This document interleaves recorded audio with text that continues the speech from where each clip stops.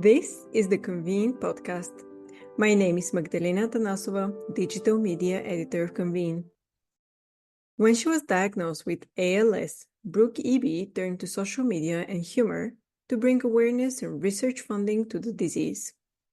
Her employer gave her a much bigger platform, including the Dreamforce conference stage, to share her message. Brooke Eby's inspiring ALS journey, leveraging social media, humor, events, and company support. Written and read by Barbara Palmer, Deputy Editor of Convene.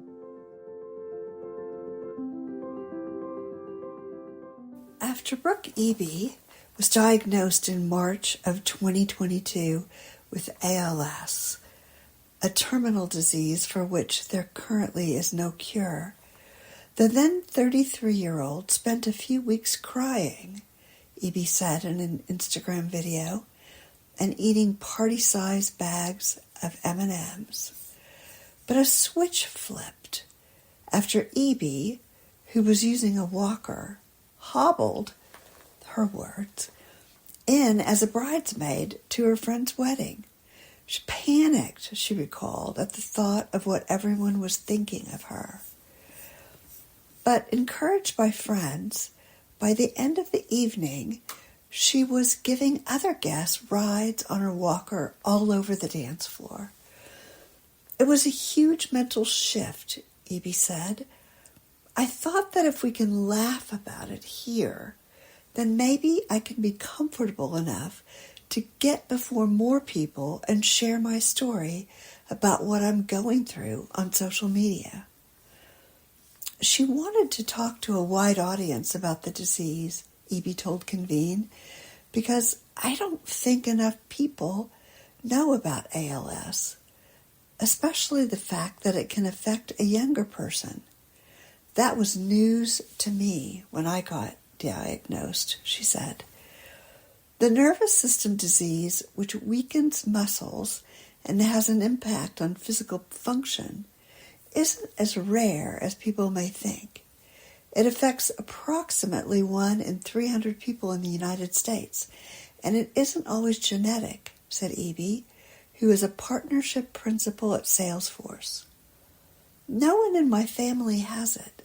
It struck out of the blue for me, she said. She decided to start sharing, she said, in the hope that people were interested in learning more and, ideally, that I become involved as some sort of advocate. To say that she succeeded in that would be an understatement, since shortly after her diagnosis, Eby has posted hundreds of videos on Instagram and TikTok, sharing the details of her life as she navigates the disease. She infuses even the most difficult or potentially embarrassing topics with candor and great humor.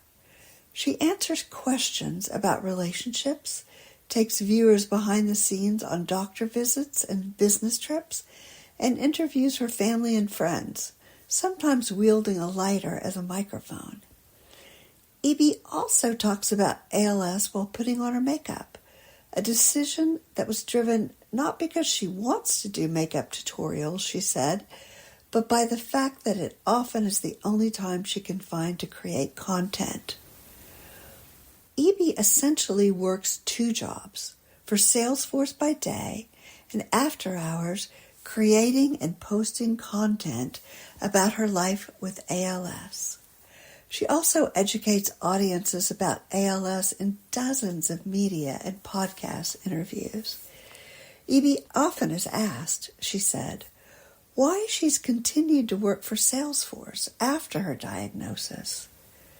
The average length of time that people with ALS live after their diagnosis is 2 to 5 years.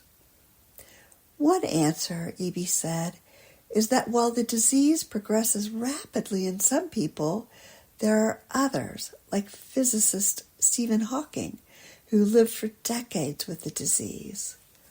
Eby went from using a walker to a wheelchair in the year following her diagnosis, but so far the disease is limited to her legs, she said.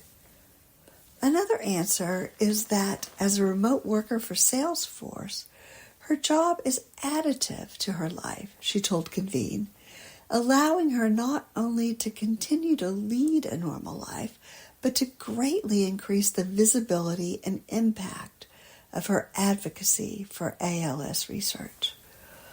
Her professional and personal lives began to come together in 2023 after members of her team noticed the video she posted daily to raise money during ALS Awareness Month last May.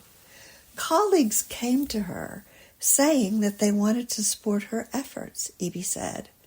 And not long after, a PowerPoint slide presentation popped up during a team meeting introducing the Levity Project, a fundraising initiative that allowed employees to log hours of movement in exchange for company donations. That same month, a producer for NBC's Today Show also noticed her social media post, and Eby later made an appearance on the program, where she talked about her desire to use humor to connect with people. Levity, she told co-anchor Savannah Guthrie, is my superpower. At Salesforce, the launch of the Levity Project was really when our executive team started taking notice, Eby said. She was invited to speak last summer about ALS and her life at an internal company meeting that gathered 600 top Salesforce executives in person and was streamed to 70,000 more employees online. She was interviewed for 20 minutes at the meeting, which, she said, was terrifying because I was sitting literally right in front of our CEO and company co-founders. But by the end of the interview, the executives in the room had pledged $500,000 for ALS research by way of text to one another. In September, Eby returned to the stage at Salesforce's Dreamforce conference, where she talked about living and working with ALS with broadcast journalist Soledad O'Brien. And more recently, Eby was featured on Salesforce's company social media accounts during Giving Tuesday, where, from her kitchen, she talked about the ALS Association, which funds patient care and research. Eby's willingness to share the reality of her life with ALS, combined with Salesforce's size and its commitment, have helped her to raise nearly $1 million for ALS research. The disease has forced her to adjust a lot of her life. But luckily, she said, Salesforce has adjusted with me, she told O'Brien at Dreamforce. And, as she told Convene, Salesforce not only supports me as an employee, but they're giving me a platform to speak to a huge audience and to raise a ton of money that I'd never be able to raise without an ecosystem like this. I'm getting access to people who can really make a difference, who can spread the word more than some girl living in Maryland. Convene also talked with Elle Pratouche, a talent manager who represents deaf and disabled clients for the social media company Waylar. Most of Pratouche's clients, including Brooke Eby, use social media platforms like Instagram and TikTok to tell their stories, said Pratouche, who is disabled. A lot of the folks that we work with have a really strong voice, she said. They have a really good idea about what they want to say. Among the services she provides to clients is insight on social media algorithms, which are ever-changing, Pratouche said. We're constantly learning and adapting, and I think that's where disabled people have a huge leg up. We've always been adapting to everything. So learning and adapting is part of our repertoire. If you enjoyed this episode, do give us a 5-star review and subscribe wherever you listen to podcasts. Until next time.